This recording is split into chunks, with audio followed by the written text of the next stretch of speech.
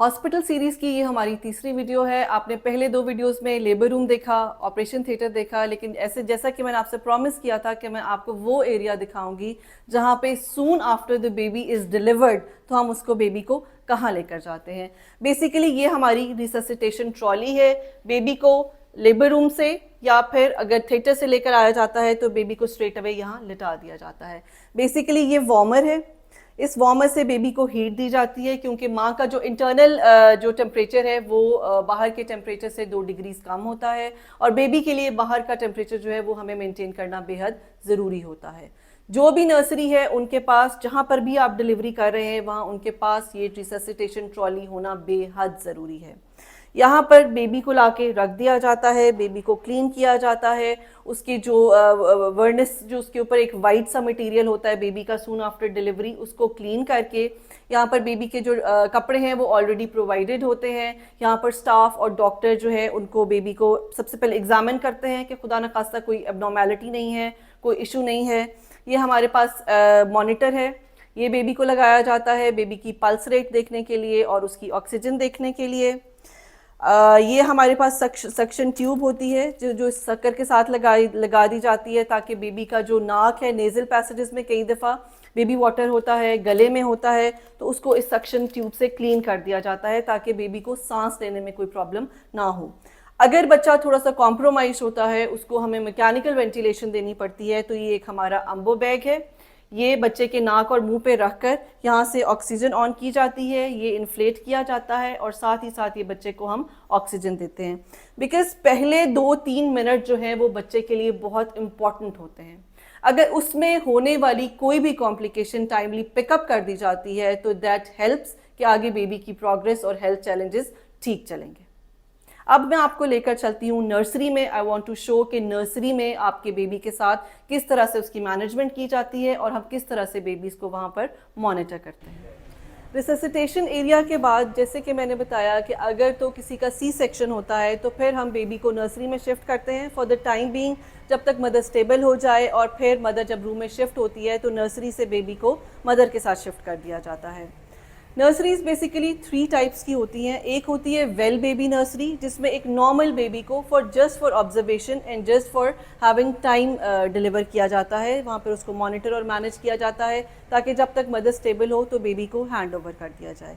एक होती है सिक बेबी नर्सरी, उसमें ये होता है कि अगर बेबी को कुछ इश्यूज़ हैं, जैसे ऑक्सीजन सैचुरेशन कम है, या अगर उसको बेबी को कुछ बेबीज़ को जॉन्डिस हो जाता है, उसमें बेबी को शिफ्ट किया जाता है। और या कोई भी अगर बच्चे को कोई मेडिकल डिसऑर्डर या कोई प्रॉब्लम टाइमली डायग्नोज हो चुका है तो उसको सिक बेबी नर्सरी में किया जाता है।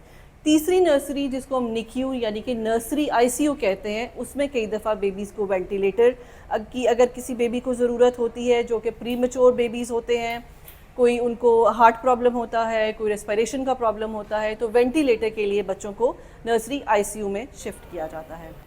ये हमारी नर्सरी है जिसमें हम बेबीज़ को रखते हैं। जैसा कि आप ये एक बेबी देख रहे हैं, ये इस बेबी को मॉनिटर किया जा रहा है। ये प्री टर्म बच्चा था और थोड़ा डिस्ट्रेस में चला गया। इसमें अंदर ये हमारा बेबी बॉक्स है जिसमें ऑक्सीजन भी जा रही है। ये बेबी की मॉनिटरिंग यहाँ पर हो रही है। ये बेबी को आईवी फ्लूइड्स जा रहे हैं, इसके थ्रू हम मेंटेन कर रहे हैं कि बच्चे को फ्लूइड्स पर आवर जो है वो कितने जाने चाहिए। बच्चा क्योंकि बहुत छोटा होता है, हमें उसके लिए उसके फ्लूइड्स, उसकी मॉनिटरिंग और उसकी वाइटल्स और उसकी बॉडी का रिएक्शन विद द मेडिकेशन जो है वो हमें पता होना बेहद ज़रूरी है। और अगर हमें वो नहीं पता, उसके लिए हमारे पास इक्विपमेंट नहीं है, हमारे पास सेपरेटर्स नहीं है, तो बेबीज़ जो हैं वो कॉम्प्रोमाइज़ हो सकते हैं। जहाँ भी आपकी डिलीवरी होती है, you have to make sure कि उस जगह पे ये एक तो तीनों टाइप्स की नर्सरीज मौजूद हों, वो रिससिटेशन एरिया मौजूद हो जो कि मैंने आपको दिखाया, जहाँ पे सून आफ्टर द डिलीवरी और सी सेक्शन बेबी को शिफ्ट किया जाता है। इसके साथ साथ अगर देखा जाए तो ये आप अगर हमारी ये बेबी नर्सरी देखें, ये आप पिंक कॉट्स देख रहे हैं, आप ब्लू कॉट्स देख रहे हैं। जो बेबी गर्ल्स होती हैं उनके लिए हम पिंक कॉट लेकर जाते हैं, बेबी को पिंक कॉट में डाल के लाया जाता है। जो बेबी बॉयज़ होते हैं उसके लिए हम ब्लू कॉट्स रखते हैं। यहाँ पर भी बेबीज़ को जो उनकी जो बैंड है वो अकॉर्डिंग टू देयर जेंडर पहनाया जाता है। जैसे कि ये बेबी बॉय है, इसको हमने ब्लू बैंड पहनाया हुआ है। जो गर्ल्स होती हैं उनको हम पिंक बैंड पहनाते हैं। और साथ ही साथ इस चीज़ का ख्याल रखा जाता है कि एक तो इसका टेम्परेचर जो है वो मेंटेन किया जाए, आसपास आने वाले जो लोग हैं वो प्रॉपर्ली जो है वो ड्रेसअप हों, इक्विप्ड हों, बाहर के जो कपड़े हैं वो यूज़ ना किए जाएं, सिर्फ हॉस्पिटल इन्वायरमेंट के जो ड्रेसेस हैं वो ही इस्तेमाल किए जाएं। बेबी को टच करने से पहले हमारी जो सिस्टर्स हैं, जो स्टाफ हैं, वो पहले प्रॉपर्ली हाथों को सैनिटाइज़र से सैनिटाइज़ करती हैं, उसके बाद जो है बेबी को टच किया जाता है। बेबी के अटेंडेंट से भी रिक्वेस्ट की जाती है कि 1 एट अ टाइम जो है वो आएँ। उसके अलावा ये हमारा एक फ़ोटोथेरेपी यूनिट है। इसमें जो जिन बच्चों को जॉन्डिस हो जाता है उनको जब उनको जो फ़ोटोथेरेपी दी जाती है, आपने देखा होगा स्पेशली गर्मियों में आजकल बच्चों को डिलीवरी के बाद जो पहले 48 घंटे इसमें यरकान होता है, तो उसमें ये हमारा फ़ोटोथेरेपी यूनिट है। ये लाइट्स ऑन कर दी जाती हैं ताकि बच्चे को स्ट्रेट अवे उस ये लाइट के अंदर रखा जाए। अगर तो बच्चा अपना टेम्परेचर मेंटेन कर रहा है तो फिर ये हम लाइट्स में यहीं रखते हैं। लेकिन अगर बच्चे की टेम्परेचर मेंटेनेंस का कोई प्रॉब्लम हो तो हम अपना टेम्परेचर बॉक्स जो है, बेबी बॉक्स भी यहाँ शिफ्ट कर देते हैं ताकि बच्चे को साथ साथ टेम्परेचर मेंटेनेंस रहे, उसकी ऑक्सीजन सैचुरेशन चलती रहे, उसके आईवी फ्लूइड्स जो हैं वो मेंटेन होते रहें, ग्लूकोज दी जाती है, टाइमली बच्चे का पैम्पर चेंज किया जाता है। नर्सरी में मौजूद ये सारा इक्विपमेंट आपके बच्चे की सेहत के लिए बेइंतहा ज़रूरी है। और फिर वही बात कि जो early diagnosis is best possible. इसी तरह हमारे पास ये एक और बेबी वार्मर है। यहाँ पर भी ये रिससिटेशन एरिया है कि एक दफ़ा अगर बेबीज़ को वहाँ पर ऑलरेडी, जो कि मैंने आपको रिससिटेशन एरिया दिखाया, वहाँ पे अगर ऑलरेडी एक बच्चा रिससिटेट हो रहा है तो फिर हम बेबी को यहाँ लेकर आते हैं। ये वो मशीन है जिससे ऑक्सीजन सप्लाई की जाती है, उसका लेवल क्रिएट किया जाता है, इधर उसकी सक्शन की जाती है। ये सक्शन कैथेटर कैनुलास हैं। बच्चे को अगर वेंटिलेटर पे डालना पड़ता है तो ये हमारे पास ये ट्रॉली है जिसमें हमारे पास ये अम्बो बैग्स और ये ट्यूबिंग है, इसके थ्रू ये मास्क पड़े होते हैं। ये अम्बो बैग होता है जो कि इसको हमने लेबल किया होता है कि ये हमारा नर्सरी का है। इसको प्रेस करते हैं, यहाँ से आगे इस मास्क को अटैच करते हैं और बच्चे को प्रॉपर्ली ऑक्सीजन दी जाती है।